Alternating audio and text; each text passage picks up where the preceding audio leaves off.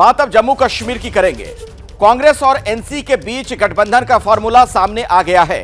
कहा यह जा रहा है कि 40 सीटों पर कांग्रेस के उम्मीदवार होंगे और 50 पर नेशनल कॉन्फ्रेंस के।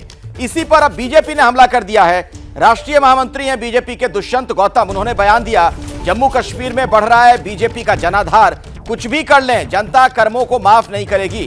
370 हटने के बाद जम्मू कश्मीर में खुशहाली आई है, पत्थरबाजों के हाथ में लैपटॉप है।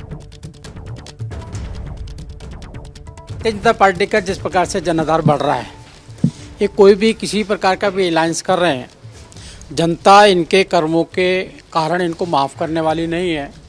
पूर्व में इनका बहुत कई बार सरकार भी चलते हुए देखी है। आइए मैं सीधे आपको लिए चलता हूं, मेरे साथ मेरे सहयोगी जैनेंद्र कुमार मौजूद हैं, इसी खबर पर विस्तार से आप तक जानकारी पहुंचाएंगे।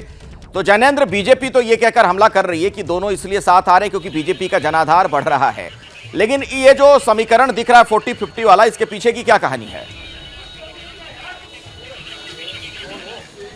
देखिए, साफ तौर पर कांग्रेस और नेशनल कॉन्फ्रेंस ने लोकसभा चुनाव भी साथ में लड़ा था और तब से ही ये लगभग तय था कि विधानसभा चुनाव में भी दोनों दल साथ रहेंगे। और इसी के तहत एक जो संभावित फार्मूला उभर कर आया है वो ये है कि 40 सीटों पर कांग्रेस लड़ सकती है, 50 पर नेशनल कॉन्फ्रेंस, और दोनों ही दल कुछ और सहयोगी अगर साथ आते हैं तो अपने कोटों से उनके लिए भी सीट छोड़ सकते हैं। जैसे सीपीएम के लिए एक सीट एनसी छोड़ सकती है, पैंथर्स पार्टी के लिए एक सीट छोड़ी जा सकती है। तो ये संभावित फार्मूला है और दोनों ही पार्टी को पता है, नेशनल कॉन्फ्रेंस और कांग्रेस दोनों को पता है कि अगर अलग अलग लड़े तो फिर सत्ता में आने की संभावना जो है वो कम हो जाएगी। अगर एक साथ चुनाव लड़ेंगे तो फिर कोई किसी भी प्रकार की जो है वो दुविधा नहीं रहेगी। तो जाहिर सी बात है कि सत्ता में आने के लिए ही दोनों दलों ने ये गठबंधन किया है, ताकि, और दोनों को पता है कि अगर एक साथ चुनाव लड़ेंगे तो चुनौती सामने नहीं होगी, क्योंकि बीजेपी जो है वो जम्मू में तो मजबूत है लेकिन कश्मीर घाटी में बीजेपी का कोई खास असर नहीं है। और पीडीपी जिससे मुकाबला हो सकता है वो उसकी जो लोकप्रियता है वो घट चुकी है पहले के मुकाबले काफी ज्यादा।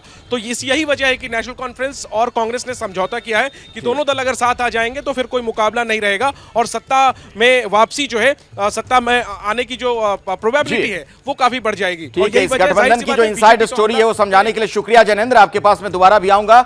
जैसे ही घड़ी का काटा दोपहर 2:30 पे आए, बबीता जी का दिल सास बहू साजिश के लिए मचल जाए।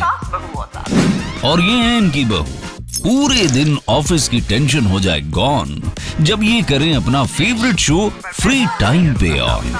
इनकी तरह आप भी देखिए अपना फेवरेट शो अपने टाइम पर और डाउनलोड कीजिए एबीपी लाइव ऐप अपने स्मार्ट टीवी पर।